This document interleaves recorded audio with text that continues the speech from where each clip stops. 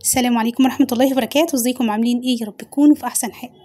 النهارده باذن الله هعمل معاكم الكركديه بطريقه الكافيهات، يعني كده بتركه واحده هنحول الكركديه العادي لكركديه كافيهات. وكمان هعمل معاكم الجيلاتين بطريقه سهله جدا، وكمان تكلفه قليله جدا جدا عن اي تكلفه ممكن تكوني سمعتيها قبل كده. هنعمل كمان الجيلاتين بكمية حلوة جدا جدا. عايزة اقول لكم ان الجيلاتين بيبقى مفيد جدا للبشرة وكمان الشعر. طب كان نشوف الطريقة، بس تشوفوا لايك حلو زيكم، كمان اشتركوا. اول حاجة معايا كده كوباية من الكركديه، شطفتها شطفة سريعة جدا تحت الحنفية، وبعد كده هبدأ اضيفها في بول عندي، وهضيف كده معاها 4 كوبايات من المية. قلبهم بس كده كويس، وهسيبهم يتنقعوا لمدة ساعتين. طب هنا بعد طبعا ساعتين بدأ بقى ينزل اللون الحلو بقى بتاعه ده. هبدأ بقى ان انا اصفيه، وهضيف له كمان كوبايتين من المية.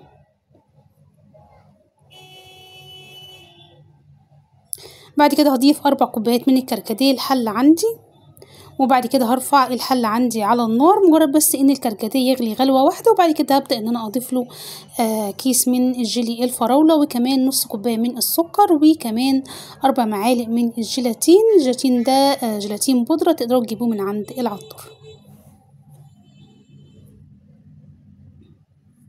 هبدأ بقى اقلب كده كل المكونات دي كويس جدا مع بعضها، وبعد ما الخليط عندي يهدى من الحرارة بتاعته، يعني يكون دافي كده، هبدأ ان انا اضيفه في علبة عندي. وبعد كده هضيفه في هحطه في الفريزر لمدة ساعة. تقدري طبعا لو مش مستعجلة عليه تحطيه في التلاجة من تحت، هياخد حوالي كده 4 ساعات. تمام. بعد كده هبدأ بقى اقطعه مربعات بالشكل ده.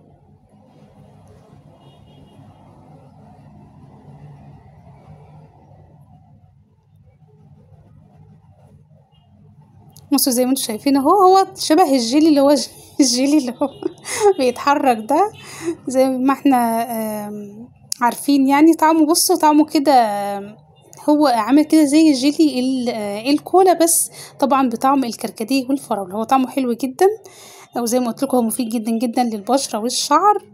طب تعالوا بقى كده نعمل جنبه مشروب الكركديه بتاعة الكافيهات. كل اللي انا عملته ان انا حطيت كوبايتين من الكركديه في الخلاط، وحطيت كمان السكر، طبعا السكر حسب الرغبة، ضربتهم كويس جدا. وبعد كده هبدأ ان انا اقدمهم بالشكل ده. اتمنى طبعا ان فيديو النهارده يكون عجبكم، والعجب الفيديو تشوفوا لايك حلو زيكم، كمان اشتراك ومشاركة عشان الكل يستفاد. بحبكم في الله. السلام عليكم ورحمة الله.